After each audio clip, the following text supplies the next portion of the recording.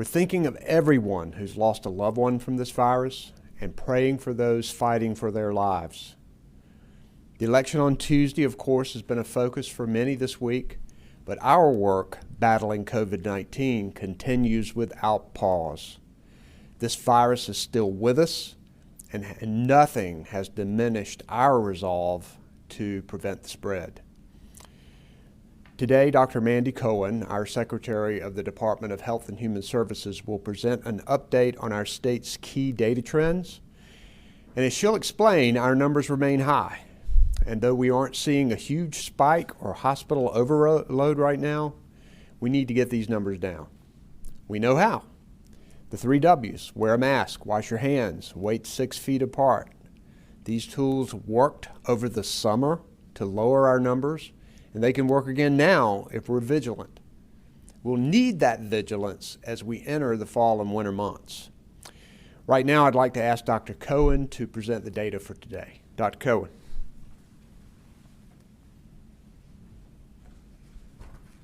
Thank you, Governor. As you'll see in our data, it's concerning that we continue to see high COVID cases across North Carolina. We'll need to continue our vigilance with the 3 W's as we head into the holidays in the colder months. So as a reminder, every week we look at a combination of trend metrics. We look at COVID-like syndromic cases. We look at new cases, positive tests as a percentage of total tests, and hospitalizations. We're also looking at testing and tracing capacity along with our supplies of PPE. All right, so let's dive into the data. This first graph looks at people who come to the emergency department with COVID-like symptoms. This is our earliest detection mechanism. This graph begins back in March at the start of the pandemic. And taking a look at the yellow line, you can see that in the last 14 days, it's been going down, but does remain elevated. In our next graph, we look at new cases. This first graph shows you the trajectory of new cases each day since we had our first case back in March. You can see the yellow line has gone up considerably in the last month, and we are experiencing our highest number of day-over-day cases since the pandemic began. If we narrow in on the trajectory of cases, going back now to the beginning of September through today, you can see a clear picture of what's happening. Overall, our cases are trending up. Today, we once again surpassed 2,800 cases reported in just one day. And last week, we had 3 days where we reported more than 28 cases each day. These are our highest daily numbers so far. And this is concerning, particularly as our weather turns colder and people are gathering indoors, which carries a higher risk. Next, we look at the percent of tests that are positive.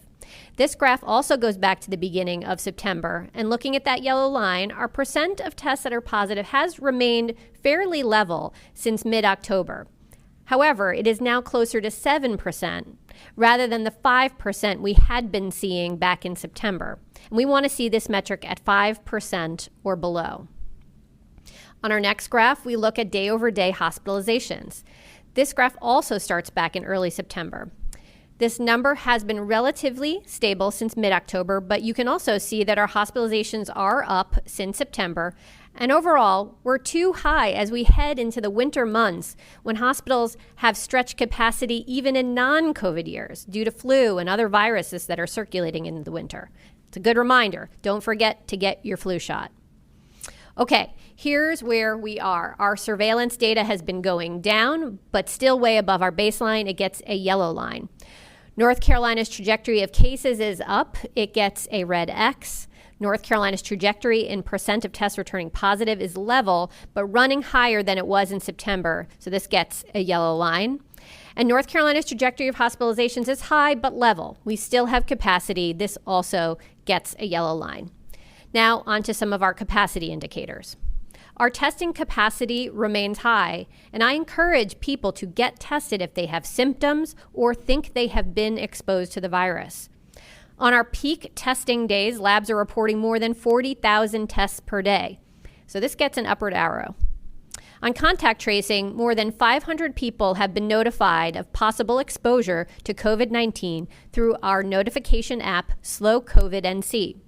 You can join the more than 300,000 people who have downloaded Slow COVID NC to their phones from the Apple or the Google Play Store. This metric gets a sideways arrow. Our PPE supplies remain stable, and we continue to distribute PPE across the state. This indicator also gets a sideways arrow. So as the weather's been getting colder, we are seeing significant increase in cases across the country and across the globe. I'm concerned that our numbers will trend even higher as people gather together for the holidays. While the safest thing we can do for our friends and family and loved ones is to avoid getting together in person, especially indoors, I know that runs counter to our holiday traditions. I know folks want and need to be together during the holidays. So, if you do decide to host or attend a holiday gathering, there are steps you can take to do it as safely as possible. We can't eliminate risk, but we can decrease it. My department will share some formal guidance about Thanksgiving early next week, but I'll touch on some of the highlights as I know people are already beginning to plan. First, do not attend or host a gathering if you feel sick or have been diagnosed or have been exposed to COVID-19. Second, remember we still have gathering limits in place.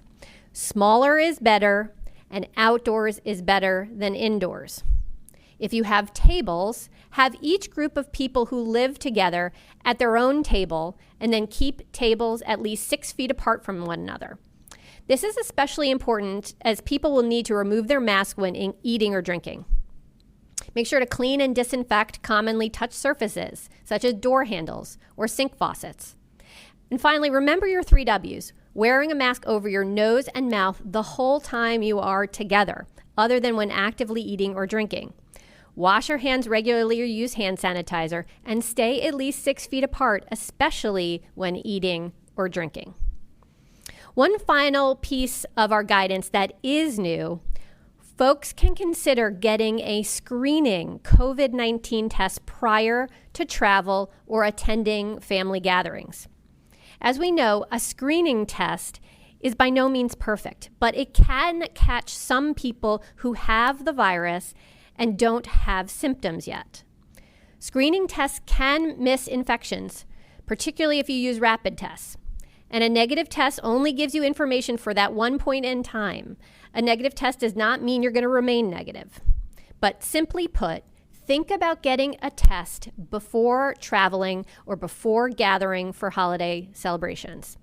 If you test positive, stay home and isolate. If you test negative, it's not a free pass. You're still going to wear a mask and practice all the 3 W's. Let's all keep our friends, family, and loved ones safe this holiday season. Remember, it's not how well you know someone when it comes to wearing a mask. If they don't live with you, get behind the mask. Thank you.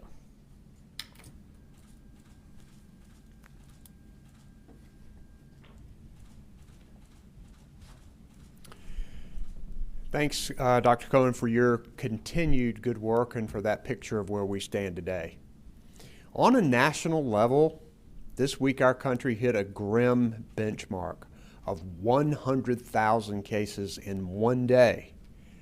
So it's clear that this problem is widespread and everybody in our state needs to take COVID-19 seriously. I know that it's difficult and tiring after months of having to be careful. But don't let frustration and fatigue cloud your judgment when it comes to staying safe and protecting your loved ones. With Thanksgiving and other holidays fast approaching, many families are considering how they can celebrate safely. Dr. Cohen has just given a preview of safety tips, and her department will release more specific guidance earlier next week. For my family, we're going to have ours with just our immediate family. Thanksgiving is a time for gratitude, and it should be a time for safety too. Many of us will be changing what our celebrations look like this year, and for those who choose to gather with small groups of loved ones, we want it to happen as safely as possible. Remember, even before Thanksgiving, as long as you're with your friends that you don't live with or family that you don't live with, it's important to wear a mask. Your mask should not just be for the grocery store or the office. It's a simple, low-cost, and effective precaution we should take to protect others in case we have COVID and don't know it. Taking care of each other is a hallmark of what it means to be a North Carolinian. And as we continue battling this virus, let's get this pandemic behind us much more quickly and show that we care about each other by getting behind the mask.